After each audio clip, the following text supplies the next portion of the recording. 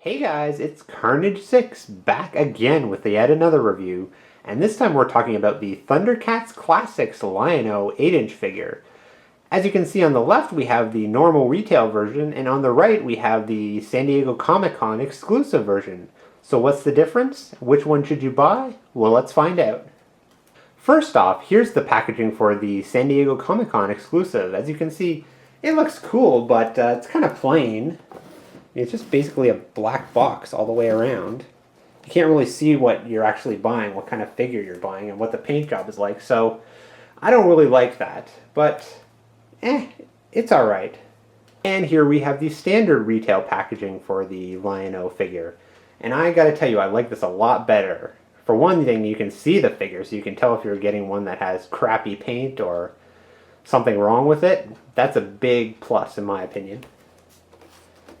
And there's the back of the box. Alright, so first I'm going to talk about the San Diego Comic-Con exclusive version. And as you see, when you open the box, you can finally tell what exactly he looks like. There's some significant changes between the two versions, and I'm going to let you know what they are. So let's open this sucker up. And now here's the San Diego Comic-Con exclusive version out of the box. Now there's two main differences between the two figures. The San Diego Comic-Con version is more metallic painted, and it has more paint to accent all the lines and bring out the detail more. Whereas the normal version, it's kind of more like the cartoon, very clean, very simple. So which version you buy kind of depends on your personal preference. But so far I think this version looks pretty cool. Now this version of lynx-o comes with a bunch of accessories. First it's got the large size Sword of Omens, then we have the small size Sword of Omens, then we have the stand for the Sword of Omens, and we also get his claw shield gauntlet. That's pretty cool. And also comes with this extra sword holding hand and the instruction manual. Alright, so first off, let's take a look at lynx-o's articulation. Now, when I get to the second version of the figure, I'm not going to do the articulation because it's the exact same figure, just painted differently. Anyway, he's got tons of articulation. As you can see, his head moves back and forth. It does go, well, mine actually does not turn left and right. I think it's supposed to, but mine doesn't, so whatever. The shoulders move 360, in and out. The elbows, again, bend as you'd expect them to, and the hands are on a ball joint, so they move 360 and in and out a little bit. Now the cool part is his waist here. I think it's got a ball joint too because it moves 360, although the belt here kind of prevents him from moving 360, and he goes forward and back. And there's also a top joint here on the top part of the chest. Now the legs, again, move forward and back, in and out. And we've got, on the leg here, we've got a double joint. So he's going to move, if I can get him to move. My joints are really tight on this. He can move pretty far back. The bottom here, on his feet, he's got that kind of motion, and his feet move side to side a little bit. He also has a joint at the top of the arm and one at the top of the leg, as you can see. So all in all, pretty good articulation. What more could you ask for? Now the real draw with this lynx-o figure is all the cool accessories and ways you can pose him. First off, we've got his claw shield. Now the really cool thing about this is you can put it on the side of him right here, if I can get it in,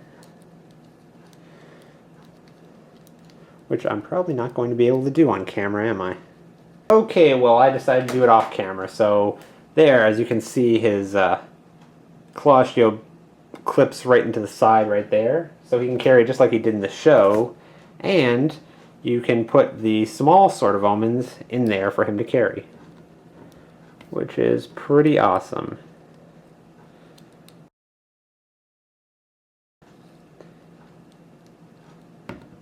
The other cool thing you can do with this claw shield is you can replace his left hand, like so, with the claw shield. And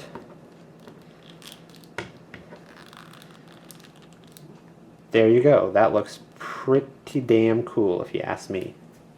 Okay, so let's replace his other hand with the sword holding hand, if I can.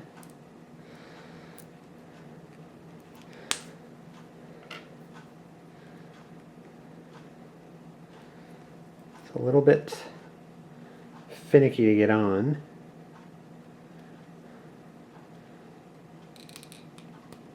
But there we go. And then he can hold his Sword of Omens, just like on the show. So now I think it's time we open the regular version of Lynx-o and see just what the differences are. And now here is the regular Lynx-o out of the box. And as you can see, he doesn't have all of that paint wash on him like the San Diego Comic-Con exclusive version. And to tell you the truth, I kind of prefer this one more because it looks like the actual cartoon character. The other one, I don't know, all of that paint wash kind of makes him look dirty and muddy. I like this clean look a lot better, but what do you think?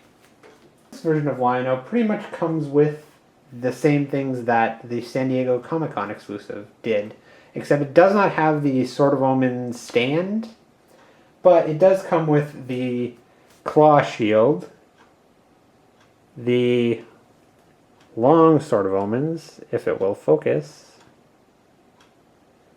Well, I guess it's not going to, but the long Sword of Omens,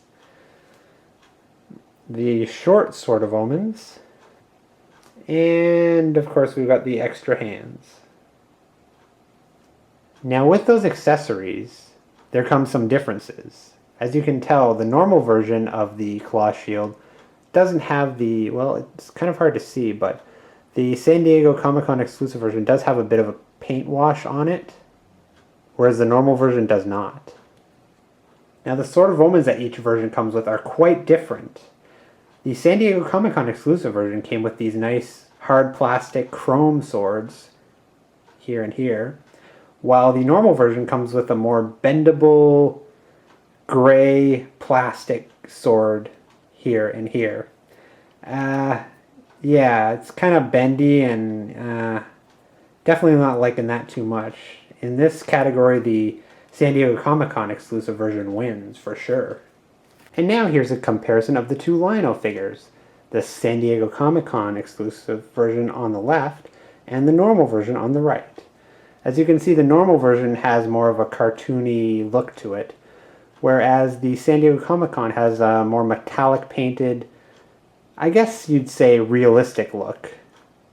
Which version you prefer is kind of a personal preference. Again, I'm leaning more towards the cartoon accurate version myself. There are a couple of flaws that I would like to point out with both of them. I don't really like the screws here, how they're, I mean not the screws, the joints here, how they're not painted the same color. It looks really weird, especially when you're moving the feet, because you can see the color through it. And same thing with the hands here, it's not painted all the way, it looks kind of bizarre. Other than that, I really have no problems with the paint job on either of them.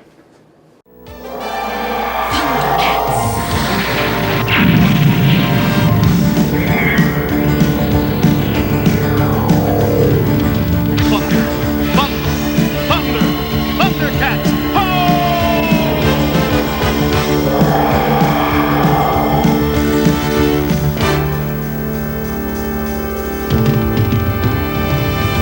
Thundercats are on the move. Thundercats are loose. Feel the magic, hear the roar. Thundercats are loose. Thunder, thunder, thunder, Thundercats. Thunder, thunder, thunder, Thundercats. Thunder, thunder, Thundercats. Thunder, thunder, thunder, Thundercats.